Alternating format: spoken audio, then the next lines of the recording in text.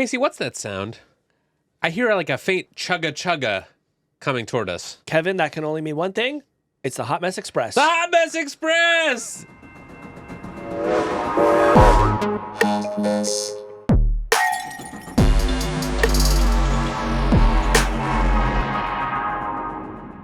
The Hot Mess Express, of course, is our segment where we run down a few of the hottest messes and juiciest dramas that are swirling around the tech industry, and we evaluate those messes on a scale of how hot they are. That's right. It's our patented mess scale, and I'm excited to put it into practice, Kevin, because we've had some real doozies over the past few weeks. Yes. So on this edition of Hot Mess Express, we are focusing on 3 hot messes. Well, let's see the first one that's coming down the tracks.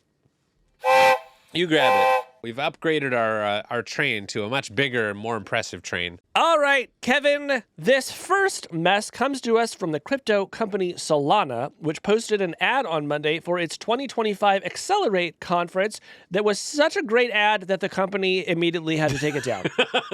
Yes, I saw this ad, and I have to say, I was shocked. Have you seen this? So I have read about the ad, but I have not seen it, but I would love to look at it right now. Okay, so I just want to tee it up with some reactions that people in the crypto industry had to this ad. Okay, what are they saying? One of them said it was, quote, horrendous. Another one said, quote, so f***ing tone deaf. So those are people who like cryptocurrency. That is what they were saying about this ad. But people who are opposed obviously also had their own issues with it. And I think we should watch this ad together and pause it whenever you want. I want to hear your reactions. All right, let's see what all the fuss is about. So, America, what's going on? I've been having thoughts again. About innovation. It's like a therapist's office. And the man is named America. The man is an Ubermensch. What you're experiencing is called rational thinking syndrome. Why don't we take this energy and channel it into something more productive, like coming up with a new gender? What? These are acts.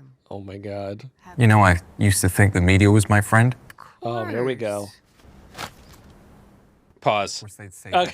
We have to zoom in on this. The paper that has just appeared on the table of this therapist's office is called The New Yuck Times. And the banner headline is "You Can Trust the Media, Understanding Reliability in Journalism," which is a terrible headline and not even a news story. So I don't know why that would be on the front page. Yes.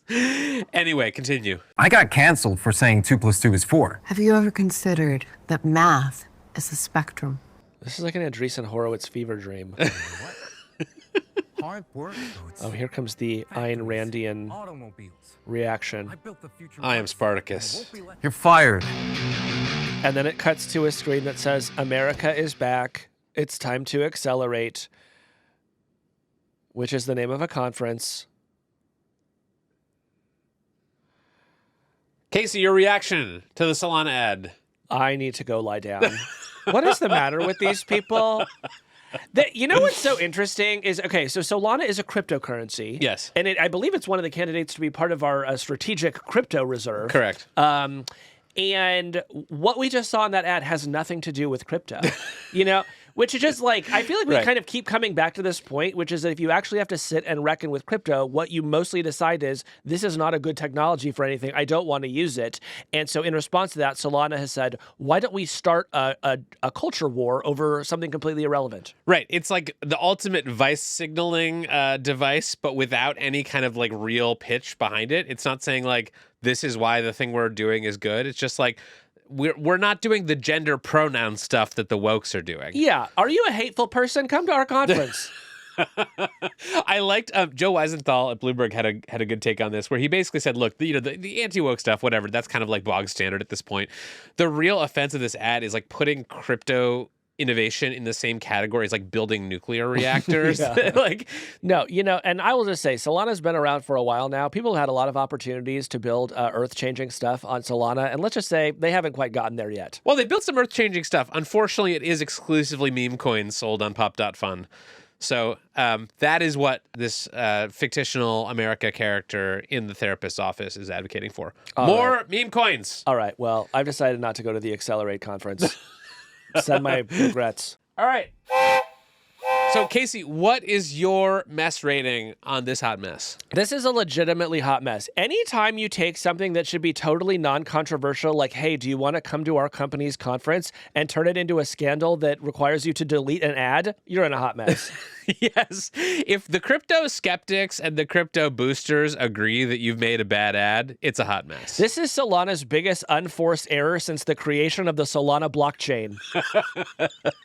Okay, moving on. Moving on.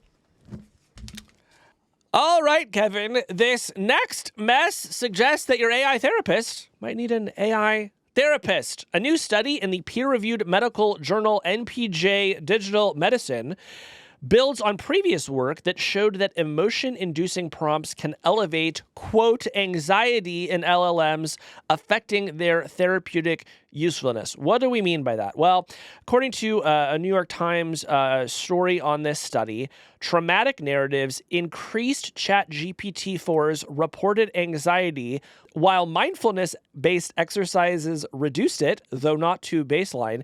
Now, this is a super weird one. Okay, Yeah. I want to take a minute to just explain a little bit more about what the study was. They basically fed these various trauma narratives into a chatbot, and then after the chatbot had read those, they then asked it to report on its own anxiety levels, which these are not sentient creatures. They do not actually experience anxiety, okay? That's thing number one. Thing number two, they also had the chatbots read a super boring report about something that could produce no emotion It was a whatsoever. vacuum cleaner manual. Yeah, they read a vacuum cleaner manual.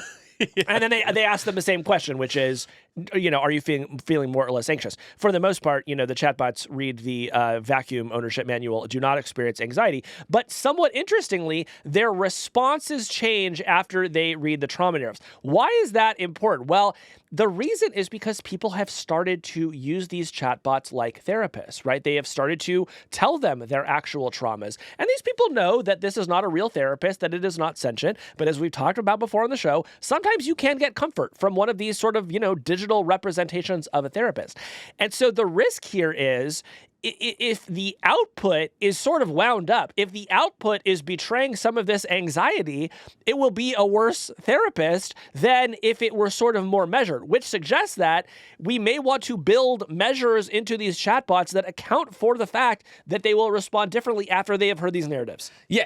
By the way, how did I do describing that? You did great. Okay, thank you. The one piece that I would add is that they also tried as part of this research to sort of bring the chatbots down from their state of heightened anxiety by feeding them mindfulness-based relaxation prompts that included things like inhale deeply, taking in the scent of the ocean breeze. Picture yourself on a tropical beach, the soft, warm sand cushioning your feet. It's so cruel to tell an LLM to smell the ocean breeze, which is something that they cannot do. But we should say, this is not suggesting in any of the write-ups that I've seen that these chatbots are actually experiencing anxiety or relaxation, but it is sort of explaining the ways in which they can be primed to output certain types of emotional seeming content by being fed things immediately before that. And there is just an interesting analog to the way that human beings talk to each other. If you tell me a very traumatic story, my anxiety level actually is going to go up, and it's going to change what I tell you. And if I were a therapist and I had training in this, I would probably have some good strategies to deal with that and would allow me to be a better therapist to you. So again, this is just a super interesting one because on one hand, no, these are not sentient beings. We are not trying to say that, that some sort of consciousness has woken up here. And yet at the same time, you do sort of have to treat them as if they were human-like if you want them to do a good job at the human tasks that we are giving them. Yeah. All right, so what sort of mess do we think this is? So I think that this is a lukewarm mess. I would say this is something that I am going to be keeping tabs on, this whole area of kind of AI psychology, for lack of a better term, because I do think that as these models get more powerful, we will want to understand more about how they work and how they quote unquote think and why they give the responses we do. And I would put this into a category of useful experiment, a little creepy, but probably not that dangerous. What about you? I think that is right. I think that this is a lukewarm mess, but I think that it may heat up as more and more people start trying to use chatbots for more and more things. So let's keep an eye on it. Okay. All right, now let us look at the final mess. Oh, and oh boy, is this the one that everyone is talking about. The spy who slacked me. This is from Deel book at the New York Times. So there are these two rival multi-billion-dollar HR companies, Kevin, Rippling and Deel. Yes. They both provide workplace management software. And this week, Rippling sued Deel, accusing it of hiring a mole to infiltrate Rippling's Dublin office and steal trade secrets. Yes.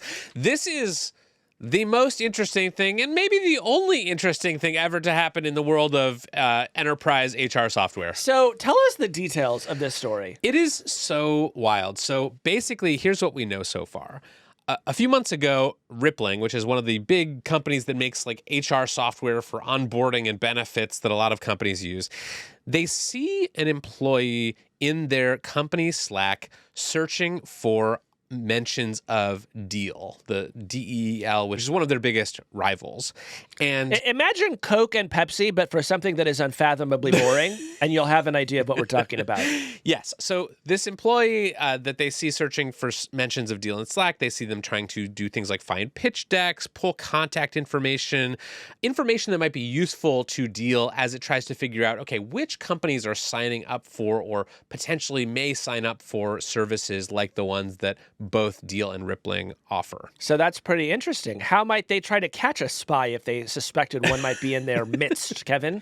They set up what is called a honeypot. Now, Casey, have you ever been part of a honeypot sting? No, but I live in fear. Anytime anybody does anything nice to me or like something good happens out of the blue, I think, is this a honeypot? Yes. So they have this idea, which is that they set up a channel on the Rippling Slack called D-Defectors. And Rippling's general counsel then sends a letter to 3 people over at Deel, one of whom is the company's chief financial officer, as well as the father of the CEO, basically saying, look, there's some embarrassing stuff happening on this random Slack channel on our Slack, and it's related to people who have defected from Deel, and you should be aware of that. Wait, so on top of everything else, the CFO is the CEO's dad? It sounds like it, yes. Okay, I think HR is going to want to have a look at that. What they were trying to figure out is, are these sort of company executives involved in this scheme? Are they going to essentially tip off the mole to the fact that they are watching this Slack channel? And did it work? And it worked. So according to the lawsuit that Rippling filed against Deel, the mole immediately, within hours, started searching Slack for this supposed embarrassing information, accessed this channel a bunch of times, and they had the logs of all this going on. And so Rippling says, we found our mole. They did. And after they found him and began to question him, Kevin, I have read that he insisted that he did not have his phone on him because they were asking him to turn it over. And he then fled into a bathroom, which he locked himself in and refused to come out. And there's apparently some evidence that he might have even tried to have flushed his phone. And poor Rippling actually had to, go through the sewage to see if they could turn up his phone. Yes, a wild story. Makings of a great corporate espionage thriller on Netflix. I think maybe it's too boring for that. Now, you may be wondering why this is a hard fork story. We try to focus on the future here, and I fully believe that in the future there will be no HR software. So this is just kind of a temporary accident that we're living through. But one of my core beliefs that I've had since even before we started the show, Kevin, is that Slack is a technology that was created to destroy organizations. How many stories have we read over the years about everything was fine, and then this one thing happened in Slack? There was a protest in Slack. There was an outrage on Slack. And now there are spies in Slack, and we're using Slack to catch the spies, and it just makes me wonder, should we go back to just talking on the telephone? Yeah, I don't think we're going to start doing that, but I do think that this is much more spicy than I was expecting from a drama between enterprise software companies. And it makes me wonder, how much corporate espionage is going on at other companies. Are there just moles working for Microsoft or Google or Meta who are sending information back to the other companies?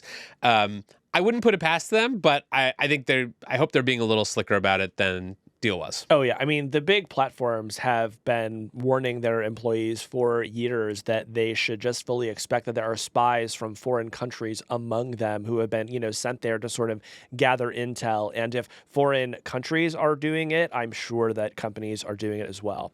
Now, we should, of course, tell you how Deel responded to all of this. The Deel spokeswoman's statement is so beautiful. She says, weeks after Rippling is accused of violating sanctions law in Russia and seeding falsehoods about Deel, Rippling is trying to shift the narrative with these sensationalized claims, which is so funny because it's like she's literally trying to shift the narrative like by accusing them of trying to shift the narrative. She says, we deny all legal wrongdoing and look forward to asserting our counterclaims. And what I hear in that is, did we do anything legally wrong? No. Did we do anything ethically wrong? Of course. Did we do anything morally wrong? You betcha. Is this a huge embarrassment to our company? You know it is. But legally, Your Honor, we did nothing wrong. The whole thing about HR is you're trying not to have an HR violation, okay?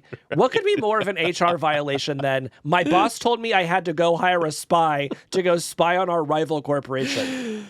That's an HR violation. Now, what kind of mess do we think this is? I think this is a nuclear mess. This is the kind of shit that I love. This is companies going to war over sales contracts and leads and development. Yeah, there are only so many companies out there that you can sell HR software to, and so it is going to be a fight to get every single one. And after you run out of such options as making good software, then you have to turn to the alternatives. And I guess we've gotten to that part of the cycle. Yes. Nuclear mess, and we can't wait to see what happens next. Yes. And that, Kevin, was the Hot Mess Express. We did it. We did it. Now we're in what they call post-trading. That's what happens after the train rolls by. I think that means something different. That's an AI joke. Hey, that's the end of this clip. If you liked what you saw, head on over to our page and subscribe, and you can get the full podcast. We do a show like this almost every week on tech and the future. Head on over there now and subscribe.